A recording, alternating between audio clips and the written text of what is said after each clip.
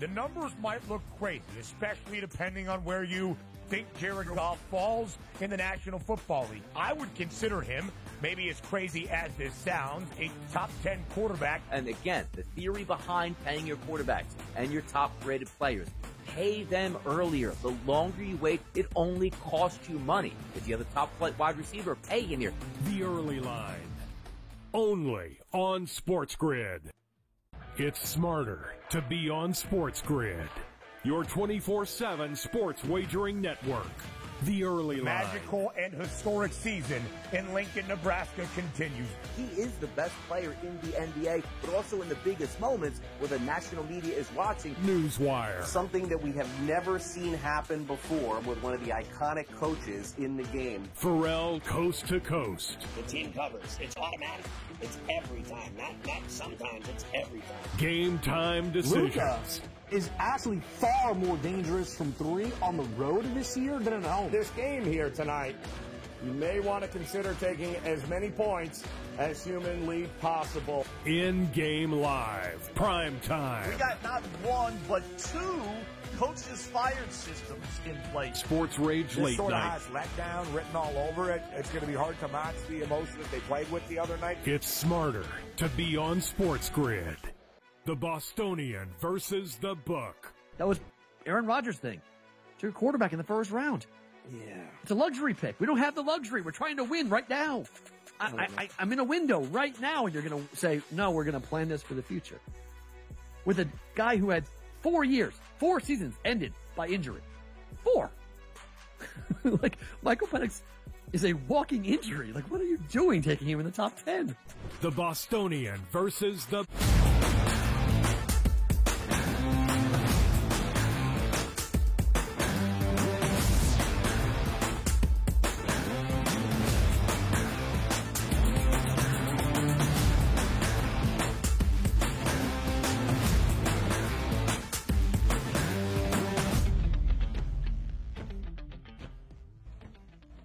Hello and welcome to a Thursday live right here on the Early Line on Sports Grid and all across that Sports Grid network. It includes sportsgrid.com/watch, where you can find your favorite destination and consume everything all across the grid. He is Donnie Rightside. I am Ben Stevens. We are here together for the next 3 hours up until 11 a.m. Eastern Time. I think Donnie Rightside is smirking because right side is quickly going to be changed to Draisaitl. We recap game number 4 in Edmonton last night of the Western Conference Finals, where Donnie Draisaitl was running around his house late night as the Oilers even the series at 2 games apiece. We'll look at the Stanley Cup postseason after a night off from the association action in this postseason. We're back into the NBA playoffs as we change venues for a second time in the Western Conference Finals. It's game 5 tonight in the Twin Cities between the T-Wolves and the Mavericks. A very robust and full slate on a Wednesday in Major League Baseball. And you bet your bottom dollar if the French Open is playing,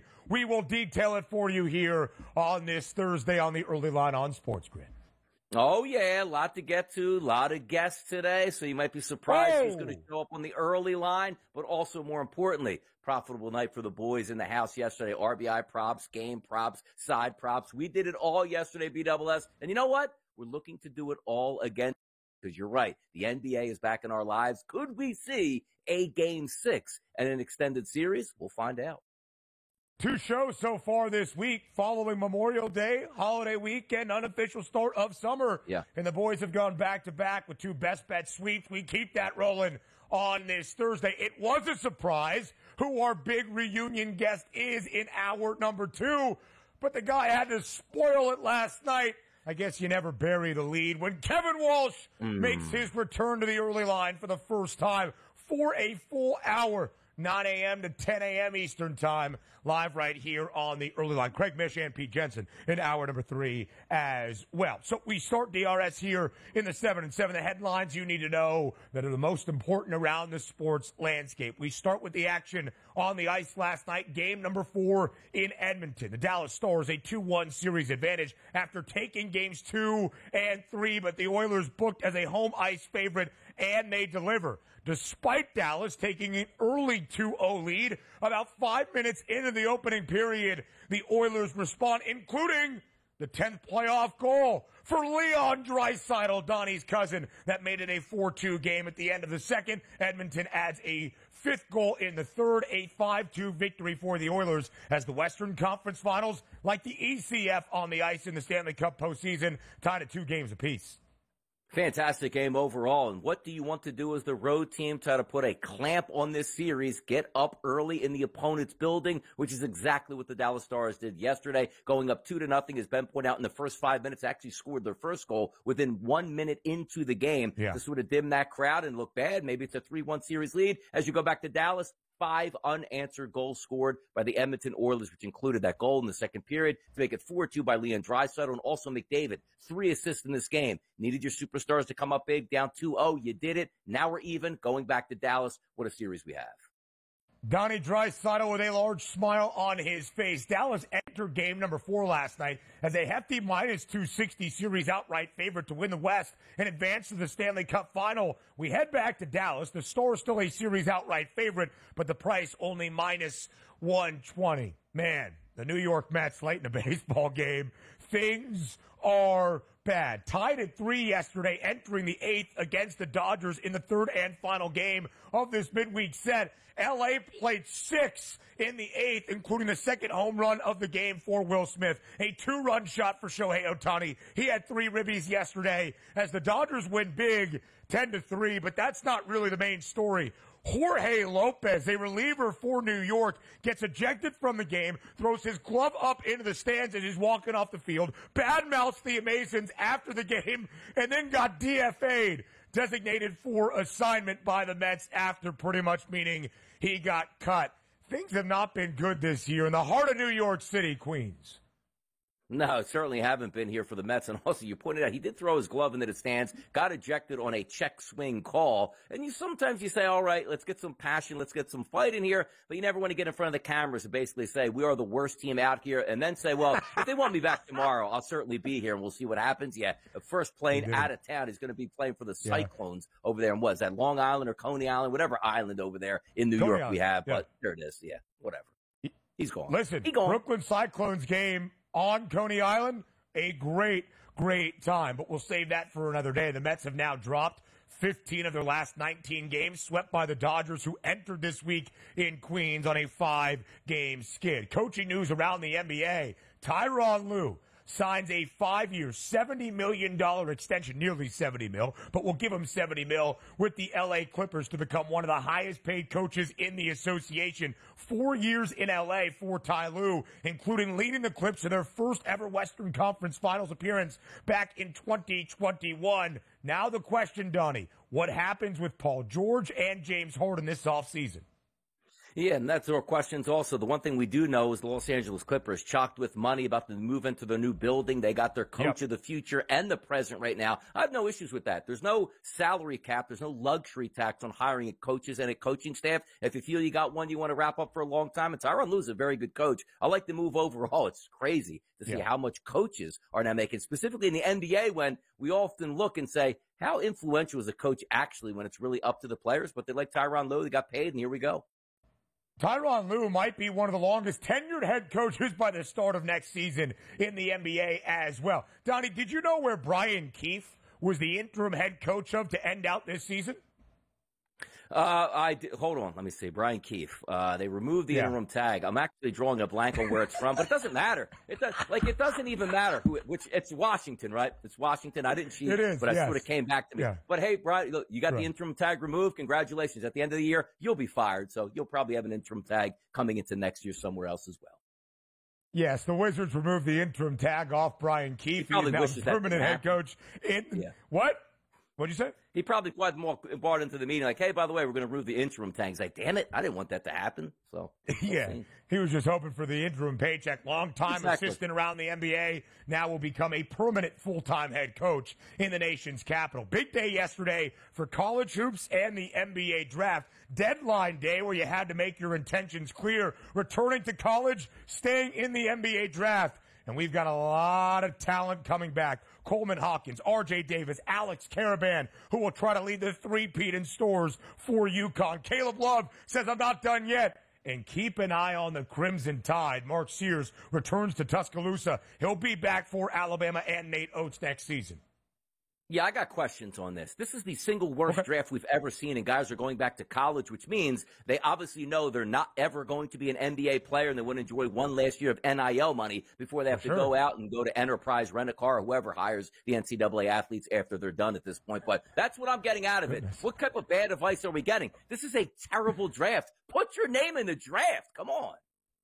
But you could maybe make more NIL money than a two-way G League deal. That's what the state of college hoops is right now. All charges dropped yesterday in Louisville against Scotty Scheffler after video surfaced of the actual interaction outside of Valhalla Golf Club about 2 weeks ago. The Louisville Police Department has dropped all charges against Scheffler. Yeah, and they should. And we've seen nothing to the contrary where he should have been charged with any crime at this point. Good to see that they reverse field, drop the charges, and Scotty Scheffler can go on with his PGA Tour. Yes, that is the case. And, of course, it wouldn't be a day on the early line if we didn't bring you the 2024 French Open update. Iga Swiatek, the hefty favorite in the women's draw, taken to match point by Naomi Osaka yesterday, but she bounces back. That's Swiatek. She survives a match point DRS. She is on to the next round. Yeah. I mean, thank goodness, man. By the way, yesterday, was that the championship? Is it over today, or do we have more tennis? No, Swiatek will be in the women's final, though. Joe Frizo and myself hoping for that. We go around MLB next.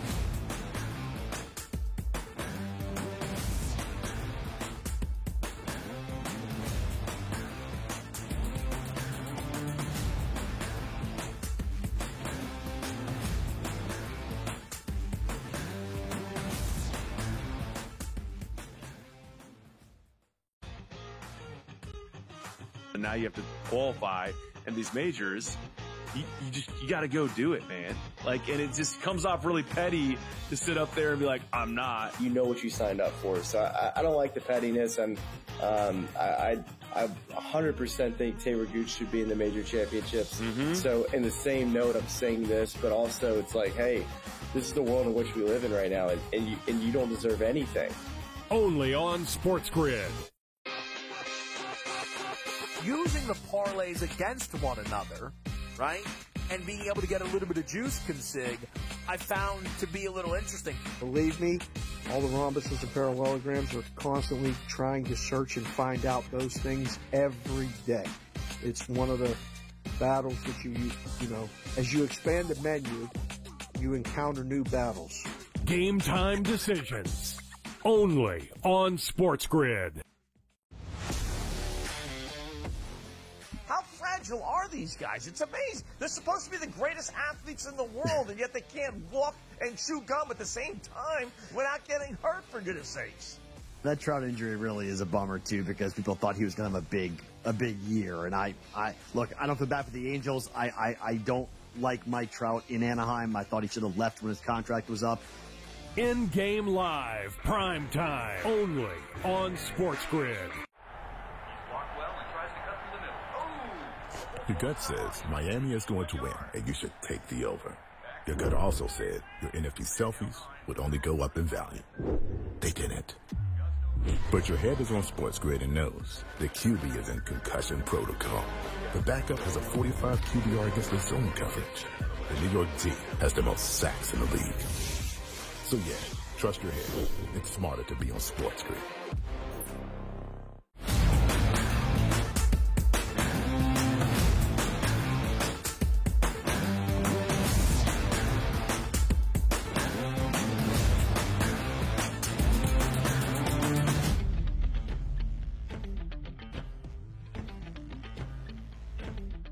A sweep at Citi for the LA Dodgers, who entered this midweek series in Major League Baseball riding a 5-game skid. Not something we will often say about LA throughout this regular season. But on the other side, the New York Mets. And DRS, if yesterday's game, the third and final of a midweek set up in Queens at Citi Field between the Amazons and the Dodgers is emblematic of New York's season, it was on full display. Tied at 3-3 entering the 8th inning. LA scores 6 in the top half of the 8th, including the second long ball of the day from Will Smith. A Shohei Ohtani 2-run shot. He had 3 RBIs yesterday against New York. And Jorge Lopez, ejected from the game, arguing a check swing, tosses his glove into the stands, and then ridiculed the Mets as an organization to only get DFA'd. Pretty much he was cut, designated for assignment following the game by the Mets organization. Things are bad in New York. The Dodgers win 10-3 to complete the sweep over the Mets. But New York now has lost 15 of its last 19 games, and things are bad up in Queens. Yeah, by the way, shout out J.D. Martinez going 1 of 5 yesterday, but recording an RBI in the 5th inning to cash in a ticket. So it was a glorious day overall for me, being a Philadelphia Phillies fan, with them pick up the victory, the Mets getting a loss and seemingly in turmoil now at 22-33. You saw the post-game presser there where, you talk about a pitcher that's upset. The last thing you want to put the blame on yourself. Hey, I lost my cool. I apologize. We'll get this together. He took the opposite route, and now he is out of town at this point. But also, they had a closed-door meeting with the players themselves. Keep in mind also, Pete Alonso got hit with a pitch in the 1st inning and didn't come back to the game. X-rays were negative on the finger, so it wasn't broken. Thank goodness for that for the Mets. But I don't know where they go from here. Usually it's like you hit rock bottom and you go higher. They are already so far buried in contention in the NL East because of the good start from the Atlanta Braves and the Philadelphia Phillies. That's already out of the equation. We haven't even gotten to June yet. This is crazy for the Mets. And again, I don't know what happens from here on out, but we sort of were entering into a season almost as a throwaway for the Mets. And it seems like the Mets throwing the season away and gloves apparently into the stands. Yeah, things are really bad for the Amazons. You have all the money in the world from Uncle Steve Cohen, and yet you're kind of in this squandering limbo phase right now after the failed investment last year with Justin Verlander and Max Scherzer, and where things stand at the moment. Not a ball club good enough to truly compete for a pennant, so you're not really diving back in, but rebuilding for 2025 and beyond. Going to be a tough rest of the summer in New York. World Series rematch continues yesterday in Arlington. Some day baseball between the Rangers and the Diamondbacks. And much like the World Series, Texas continues to have the number of Arizona. The Rangers win the second game of this set 6-1 as a -136 home money line favorite. A total of 8.5 does stay under. And Corey Seager is lights out right now. 2-run home run for Texas yesterday in the home half of the 5th. His 8th long ball DRS in as many games. 8 home runs in 8 games for the Rangers. They beat the D-backs yesterday 6-1.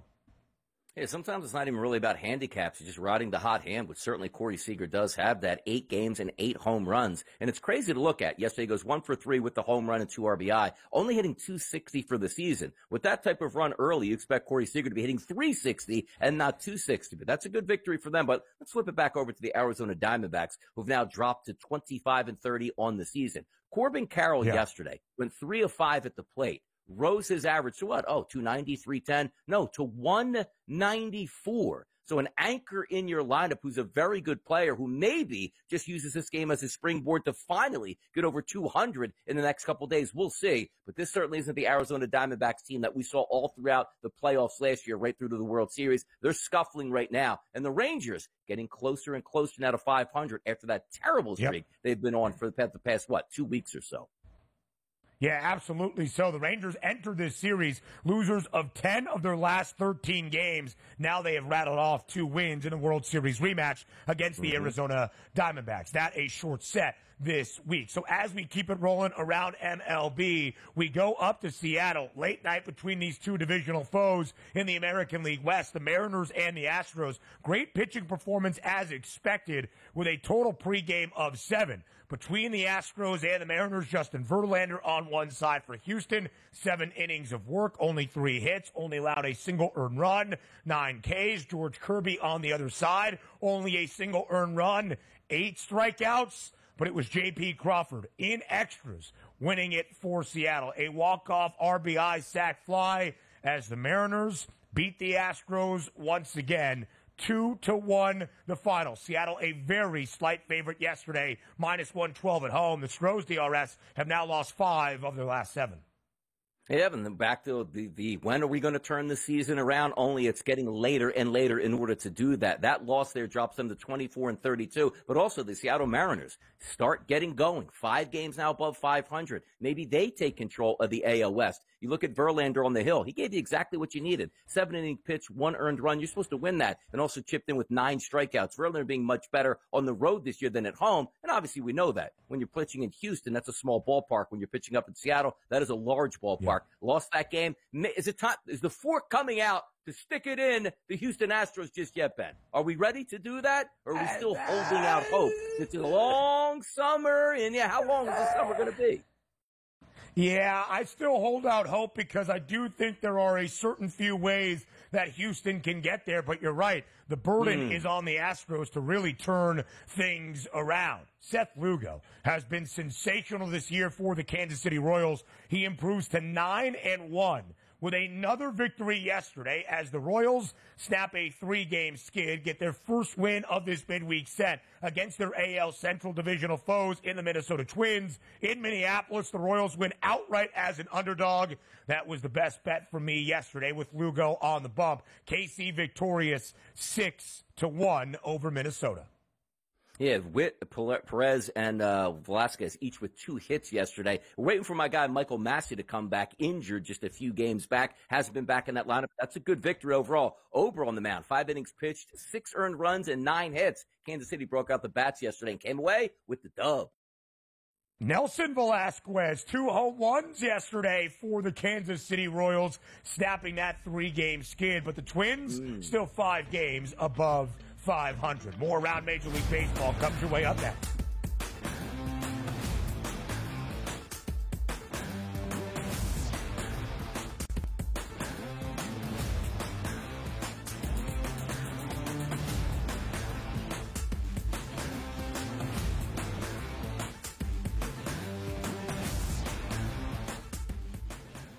When it comes to betting on sports, injuries matter, and Sports Injury Central has you covered all year long with expert injury analysis and injury-based picks for the NFL, NBA, and MLB. Our former pro sports doctors have unmatched experience to analyze every injury so you know the impact of the player, team, and their upcoming matchup. Whether it's articles, podcasts, player insights, or our patented injury scores, Sports Injury Central will help you keep up with your fantasy team and make more informed wagers. So make sure you follow Sports Injury Central and gain an edge at SixScore.com.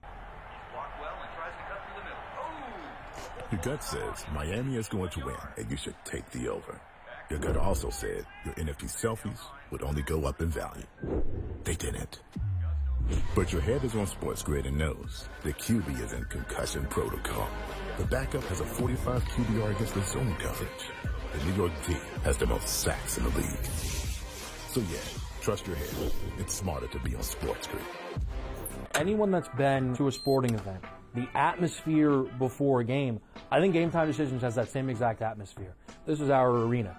This is what we do. There is going to be an energy to Game Time Decisions that you will feel night in and night out. The excitement you get when you lock your bets in, when you're figuring out what you want to do, we can zone in on the biggest games each night. I want this to be the place that people come to before the games start so they feel as ready as possible to lock in their cards. We are going to hit every single one of those markets that you need to know about. We're going to go through every single thing, and I've got a great team behind me that's going to help me get the job done. There is not going to be a better place, I promise you, than Game Time Decisions to get that new information, react to it, and be able to then bet accordingly. We will have everything at our disposal, and we will use that to our advantage.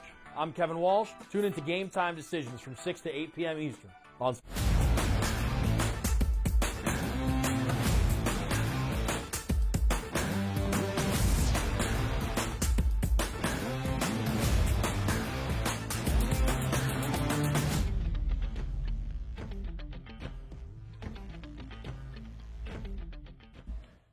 A doubleheader yesterday in Detroit. It was 2 of 16 games that we had on a full Wednesday around Major League Baseball. Both during the daytime hours in the Motor City, and a couple of great pitching performances and pitching matchups on the bump in Detroit. First, in game number 1, it was the hometown guy, Tarik Skubal, absolutely shoving against the Buccos. The Tigers win game number 1, 8-0.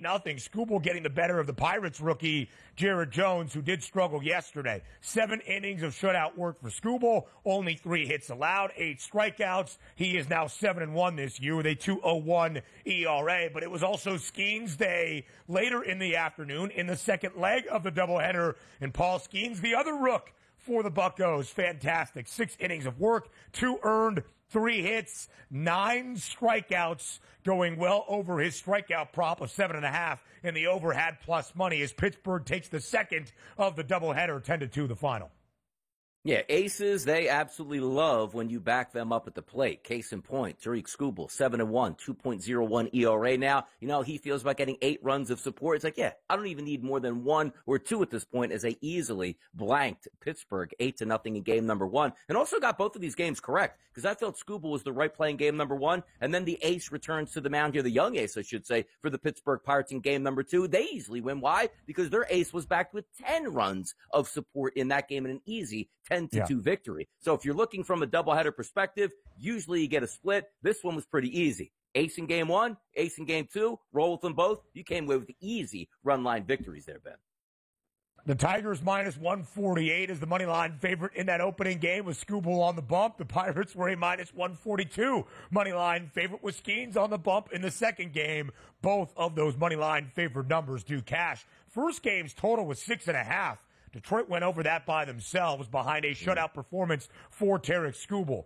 We maybe thought there would be a shutout performance for one Shota Imanaga on the road in Milwaukee yesterday. But as Mark Zinno correctly predicted on the show on TEL on a Wednesday, Imanaga's worst start in his MLB career with the Cubbies. Only a 4 1/3, 8 hits allowed, 7 earned runs for Shota Imanaga, his first loss of his MLB career. He is now 5-1, and with an ERA that entered yesterday at 0.84, it's now up to 1.86 as the Brewers plate 10. Christian Yelich, 3 RBIs. Willy Adames, 3 ribs as well as Milwaukee wins 10-6.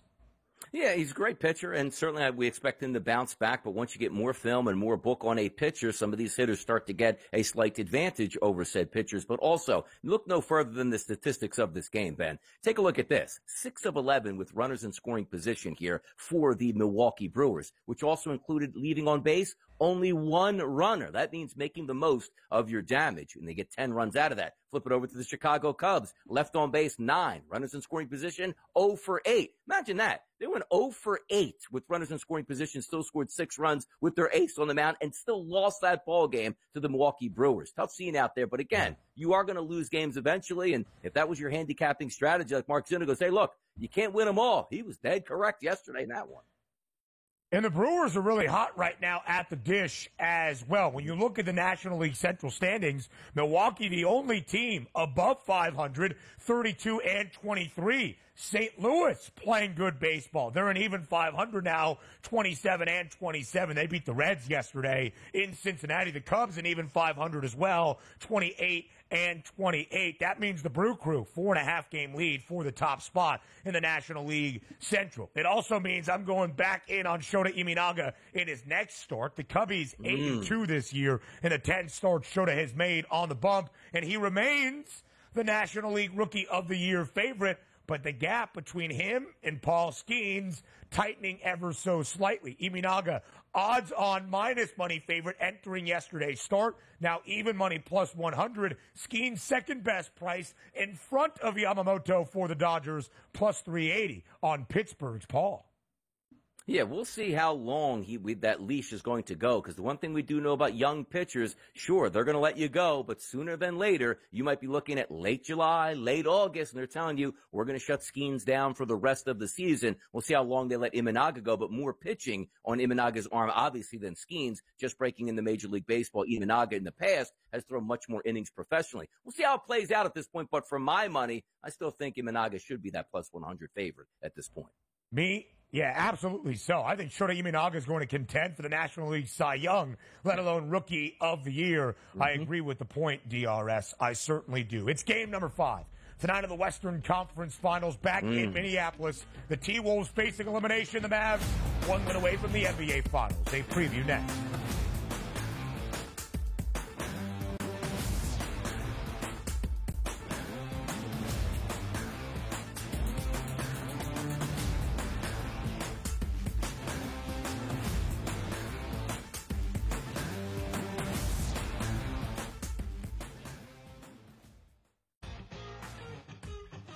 And now you have to qualify, and these majors, you got to go do it, man. Like, and it just comes off really petty to sit up there and be like, I'm not. You know what you signed up for, so I don't like the pettiness, and I 100% think Taylor Gooch should be in the major championships. So in the same note, I'm saying this, but also it's like, hey, this is the world in which we live in right now, and you don't deserve anything. Only on Sports Grid. Using the parlays against one another, right, and being able to get a little bit of juice consig, I found to be a little interesting. Believe me, all the rhombuses and parallelograms are constantly trying to search and find out those things every day. It's one of the battles that you know, as you expand the menu, you encounter new battles. Game time decisions. Only on Sports Grid. How fragile are these guys? It's amazing. They're supposed to be the greatest athletes in the world, and yet they can't walk and chew gum at the same time without getting hurt, for goodness sakes. That Trout injury really is a bummer, too, because people thought he was going to have a big year. And I look, I don't feel bad for the Angels. I don't like Mike Trout in Anaheim. I thought he should have left when his contract was up. In-game live, prime time, only on Sports Grid. Your gut says Miami is going to win, and you should take the over. Your gut also said your NFT selfies would only go up in value. They didn't. But your head is on Sports Grid and knows the QB is in concussion protocol. The backup has a 45 QBR against the zone coverage. The New York team has the most sacks in the league. So yeah, trust your head. It's smarter to be on Sports Grid.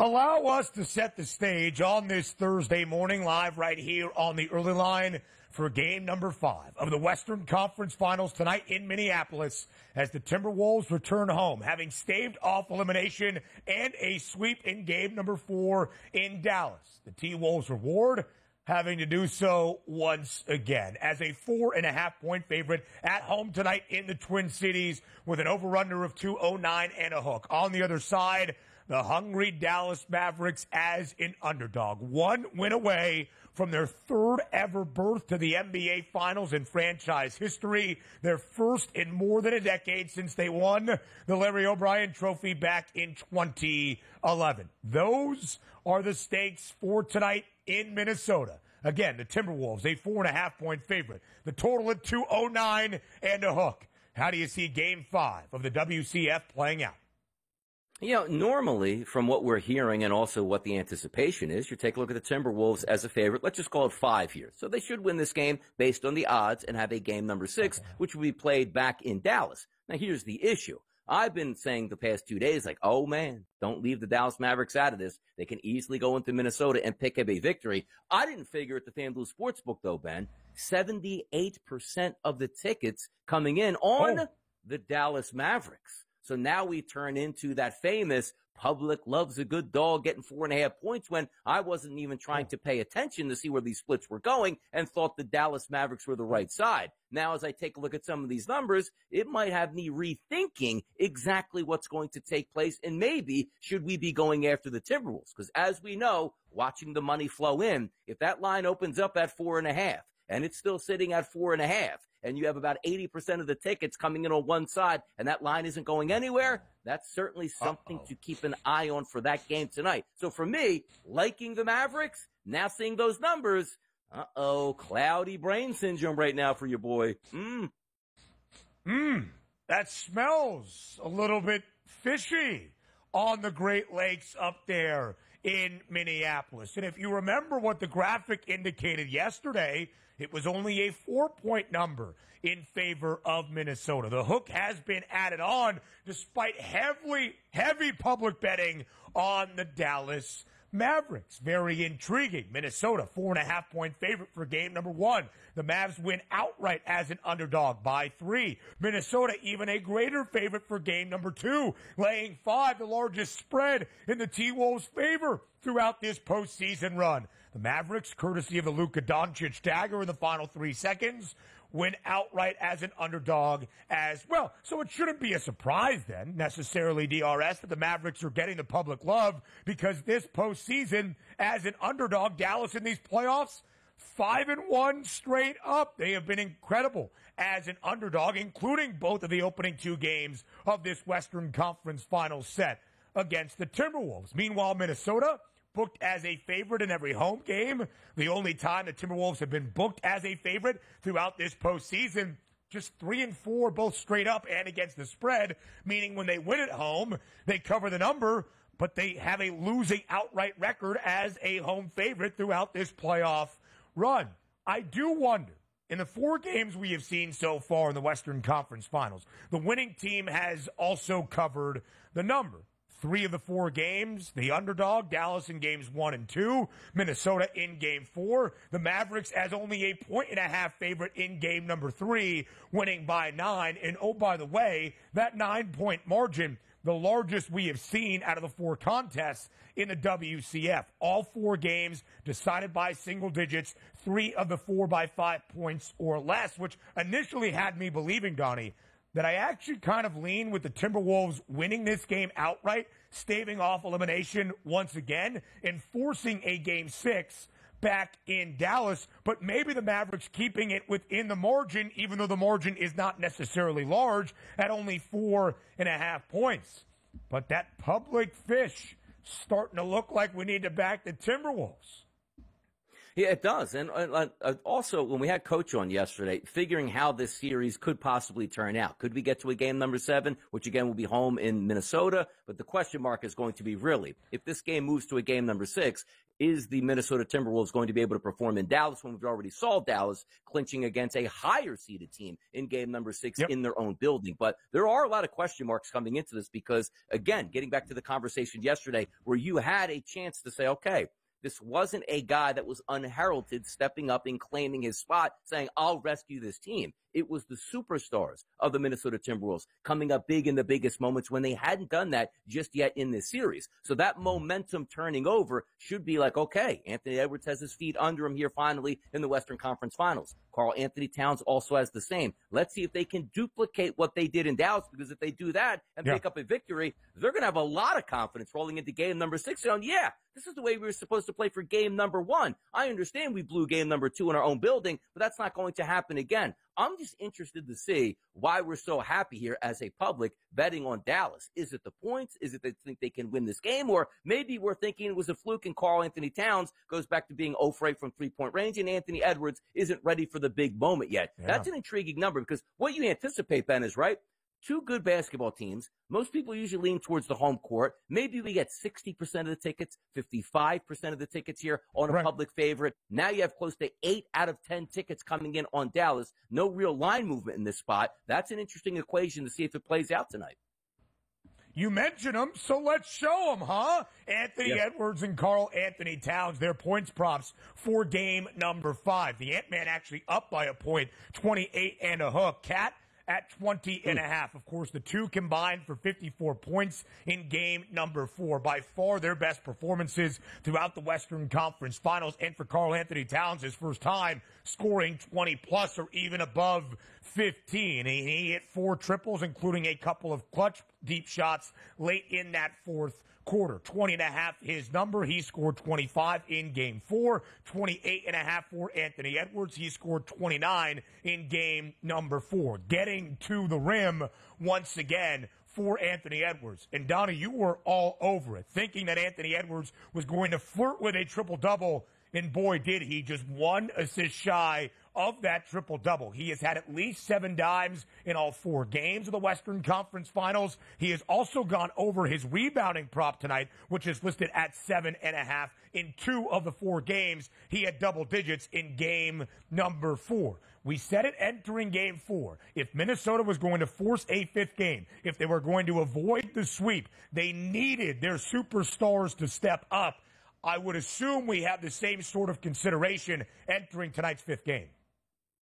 Absolutely. And if you are looking at that triple-double market, you saw last game on the road, Anthony Edwards at game time at the FanDuel Sportsbook, Ben, 29-1 for a triple-double. Now he's back home, flirted with the triple-double the past 2 games. He's dropped to 10-1 in that market price. Luka Doncic, who did get the triple-double in the last game, he was around a 3-1 price. He's now closer to a 4-1 price at a plus 390 for a triple-double. We'll see if that happens there. I don't know if I'm as high on Anthony Edwards because really sometimes it's number specific. When you see a number like, wait a second, this guy could get a triple-double and it's around 30-1. We're so used to seeing like Luka Doncic, Nikola Jokic, plus 210, plus 250, 3-1 going, yeah, that's what they're supposed to do. And it's also odd that Anthony Edwards, I don't believe, Ben, even had an assist at halftime in game number 4 and finished with 9. So you might think to yourself, boy, that was a really bad beat. He had 9 rebounds and 9 assists, entering into the second half. That wasn't the case here. He really turned on the gas pedal late in that basketball game to even get close. We'll see if he does that, but I'm not as high on the triple-double as I was in the previous games. But if we're just looking at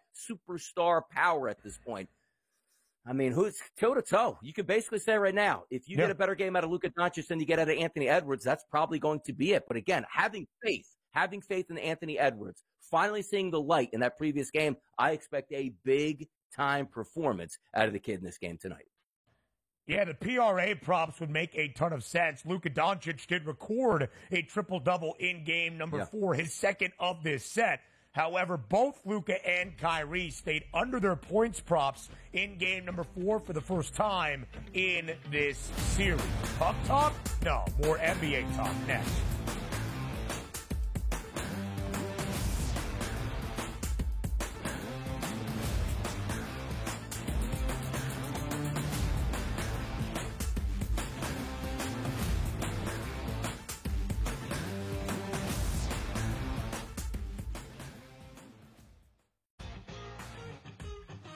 And now you have to qualify, and these majors, you got to go do it, man.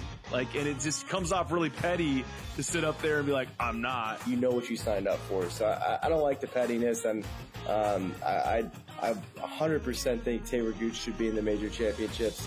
So in the same note, I'm saying this, but also it's like, hey, this is the world in which we live in right now, and you don't deserve anything. Only on Sports Grid. Using the parlays against one another, right, and being able to get a little bit of juice consig, I found to be a little interesting. Believe me, all the rhombuses and parallelograms are constantly trying to search and find out those things every day. It's one of the battles that you know, as you expand the menu, you encounter new battles. Game time decisions. Only on Sports Grid. How fragile are these guys? It's amazing. They're supposed to be the greatest athletes in the world, and yet they can't walk and chew gum at the same time without getting hurt, for goodness sakes. That Trout injury really is a bummer, too, because people thought he was going to have a big year. And I look, I don't feel bad for the Angels. I don't like Mike Trout in Anaheim. I thought he should have left when his contract was up. In-game live, prime time, only on Sports Grid. Your gut says Miami is going to win, and you should take the over. Your gut also said your NFT selfies would only go up in value. They didn't. But your head is on Sports Grid and knows the QB is in concussion protocol. The backup has a 45 QBR against the zone coverage. The New York D has the most sacks in the league. So yeah, Trust your head. It's smarter to be on Sports Grid.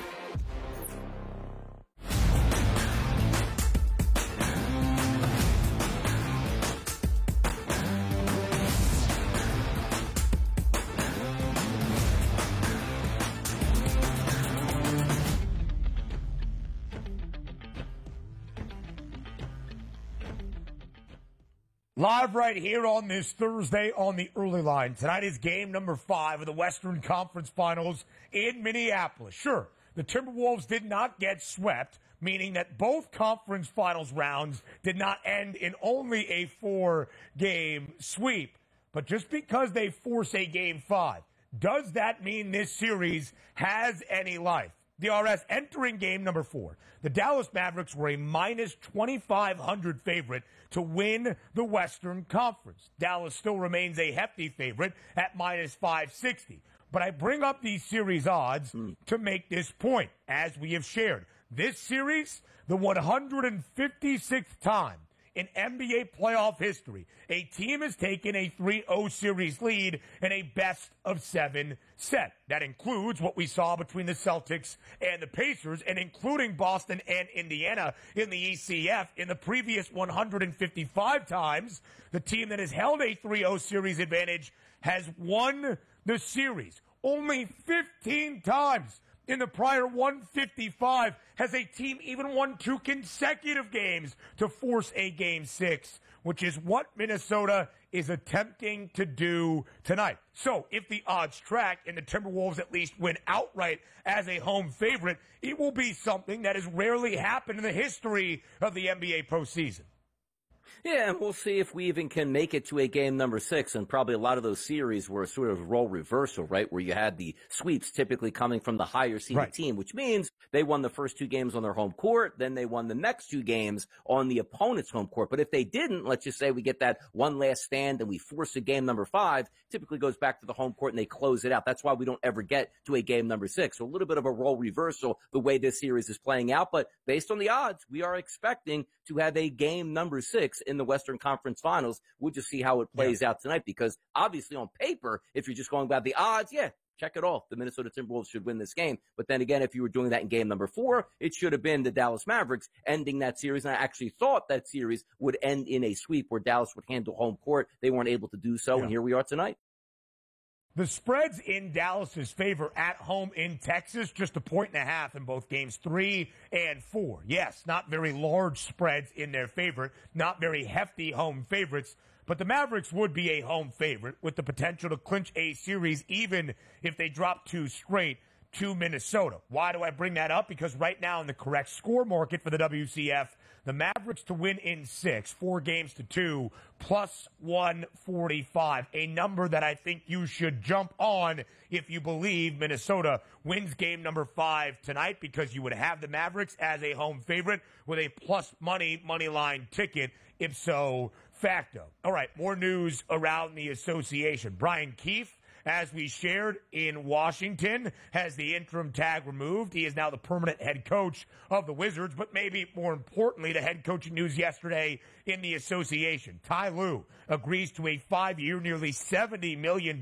extension with the LA Clippers to become one of the highest paid coaches in the NBA, and a 4-year tenure in Los Angeles will continue at least for the foreseeable future. Donnie, you made this point when we discussed this earlier.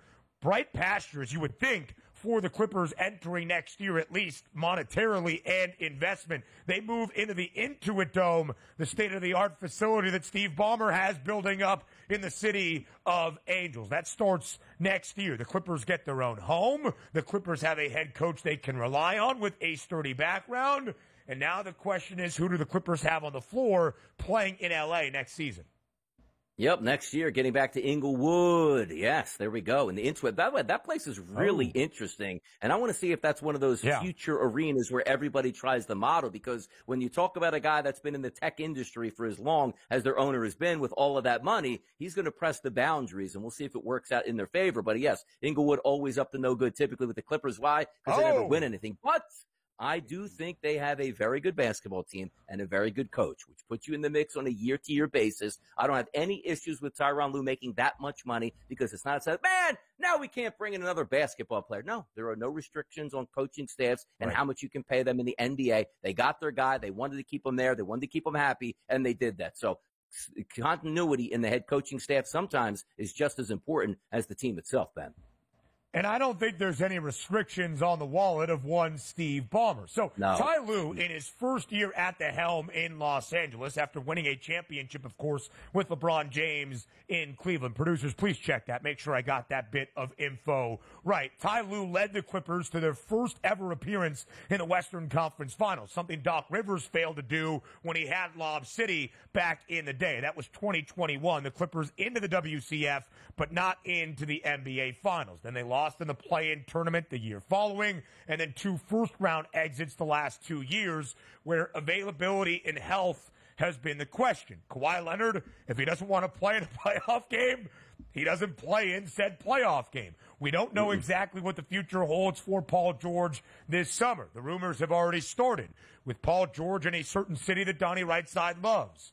Philadelphia. Could PG be on his way to Philly? What is next for James Harden? Many questions to answer for this Clippers team that has been assembled to win not a playoff series, not a second-round playoff set, but a Larry O'Brien trophy, and they have failed to reach that mountaintop.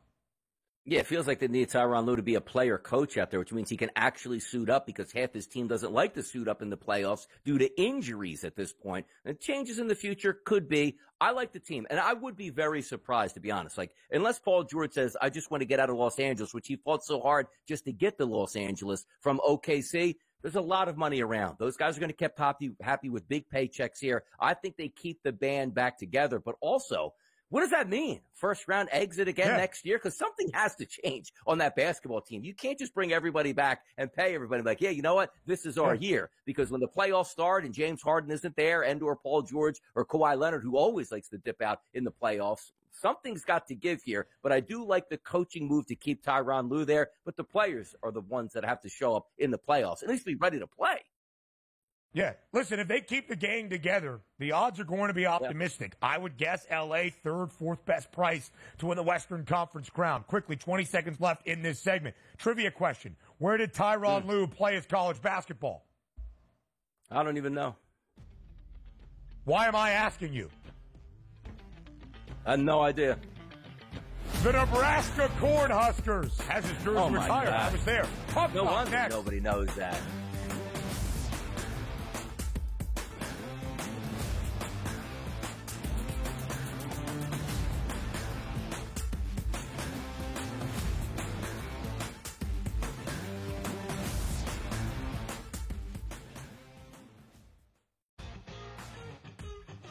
And now you have to qualify, and these majors, you got to go do it, man.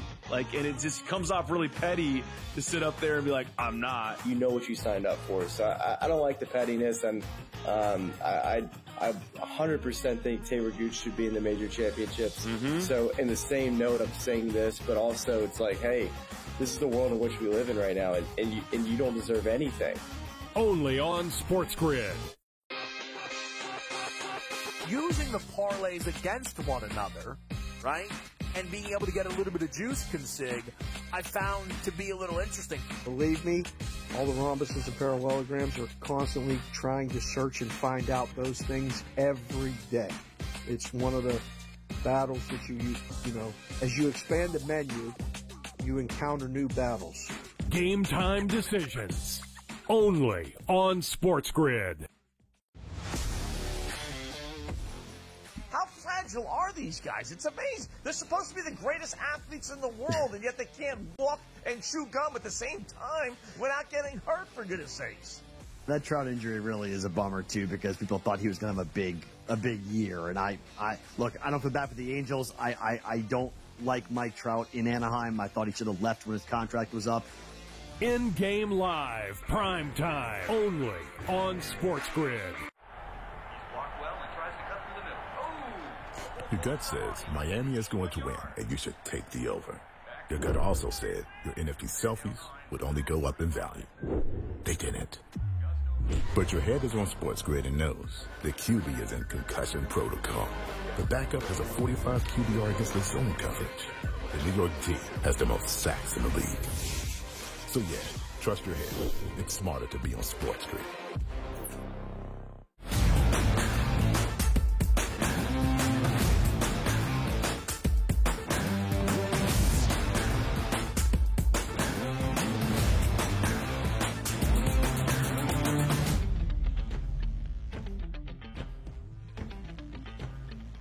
On the ice we go. Game number 4 of the Western Conference Finals last night in Edmonton. Not at Rogers Arena, not at the Rogers Center, at Rogers Place. A difficult place to win, although Dallas did do so in game number 3 to take a 2-1 series advantage. That's the Stars over the Oilers. But game number 4, Edmonton evens. Despite Dallas going up 2-0 early in regulation. They scored an opening goal, Wyatt Johnston tickling the twine, less than a minute into action. The second goal, less than 5 minutes into the opening period for Edmonton to rally. And then Donnie Draisaitl woke up on this Thursday, checked the box score, and had a large smile on his face because his cousin Leon scored a goal. He scored, made it 4-2. Connor McDavid had 3 assists last night for the Oilers, and Edmonton evens the series with a 5-2 victory, which means we are tied at 2 games all in the Western Conference Finals. Goes over the total. That's what you want to see. And also, when we talk about correlations, right, Ben, we usually talk about the NBA, and particularly in the Western Conference Finals, where we're saying, hey, the Minnesota Timberwolves play really good defense. If that game stays under, there's a good chance that they won that game and or covered. You take a look at the Edmonton Oilers. What's the last thing you want to say? Hey, by the way, the final score in this game was 2-1. Immediately, you probably go right to the Dallas Stars as beating the Edmonton Oilers. But this game was 5-2. You'd say, yeah, higher scoring game. Edmonton probably got the best of them. But I can't get back to, the opening moments of this game when if you're the home team, you want to keep the crowd involved. The fact that they got down 2-0 and how quickly crowds can typically change in home arenas when they're upset in the playoffs. And matter of fact, not even losing by the time they got to the end of the first period, evening that up, and then easily handled the business the rest of the way. 5 unanswered goals by the Edmonton Oilers, enough to lift them up. Crazy. This series has been phenomenal. Now it turns into a best of 3. May the best team win. Donnie, I can't tell you how many times you look at what we have seen throughout the Stanley Cup postseason, and a team takes an early lead, or they're up multiple goals, and that lead just evaporates. It's like no lead is safe, but that's Stanley Cup playoff hockey. And yesterday, Edmonton entered game number 4 as a home favorite, expected to even the series, minus 137. It's what they did. They won by 3, 5-2, over that pregame total of 5.5, as Donnie alluded to. But if you could have bet the game live when Dallas was up 2-0 early in the opening period, 5 minutes in, you would have had a huge money line number on the Oilers. Live betting Stanley Cup playoff hockey has to have been profitable throughout this postseason run. And I said it before, after taking that 2-1 series lead, victorious in 2 straight, games 2 and 3, Dallas entered game 4 last night as a heavy favorite, minus 260 to win the Western Conference Finals. The Stanley Cup favorites as well, having that series advantage. But now we head back to Dallas for a game 5 and a best of 3 from here on out, with a series tied at 2 games apiece. And we are very, very close on that money line once again. Minus 120, the updated number on the Dallas Stars. DRS, are we going to go the full duration? Are we going to see 7 in the WCF between the Oilers and the Stars? I think we probably end up that way. And also, when you just take a look at that graphic and see the numbers here on the money line for the series, that shows a lot of respect to the Edmonton Oilers, because it's roughly a pick'em, but it's a best 2 out of 3 in the Dallas Stars building. And the Dallas Stars are a very good opponent and a very good hockey club. So I'm feeling good. Now, if I would have saw something like a minus 165 price on the series for the Dallas Stars, that would give me a little bit of trepidation here towards betting the Edmonton Oilers. But a lot of times that we just look at the spread before a game starts, or a series of where that price point is, and you say, you know what? That looks like a really good price point for the Edmonton Oilers at this point. So I think we are going 7. I hope we go 7. That would be fantastic theater to watch it play out, to see who actually gets in the Stanley Cup Finals. And also, we might have a 7-game series in the Eastern Conference as well. As we well know, all 4 teams can win Lord Stanley's Cup at this point. But Dallas and Florida, co-favorites to win the Cup at plus 230. Edmonton back by 60 cents. The Rangers, the longest price, which is interesting. Somebody needs to tell the odds makers New York has home ice advantage in the world's most famous arena. That's Madison Square Garden, where we head for game number 5 tonight in a series tied at 2-2 between the Rangers and the Panthers. But nobody has told the odds makers DRS because Florida, a road ice favorite for the 3rd consecutive game over the Rangers in MSG, minus 125, the number now. Yeah, by the way, from what I hear in the Northeast here, more Devils fans in the area, more Islanders fans in the area, better home ice advantages in those buildings than in Madison Square Garden. Plays out, checks out. Who did you hear that from? Kevin Walsh. Oh. Hey, oh. Mike Carver. Speaking of the hockey guy, Kevin Walsh, since leaving the early line, loves to talk the puck. We'll do that. But it's a full hour. The return on TEL for K-Dubs next.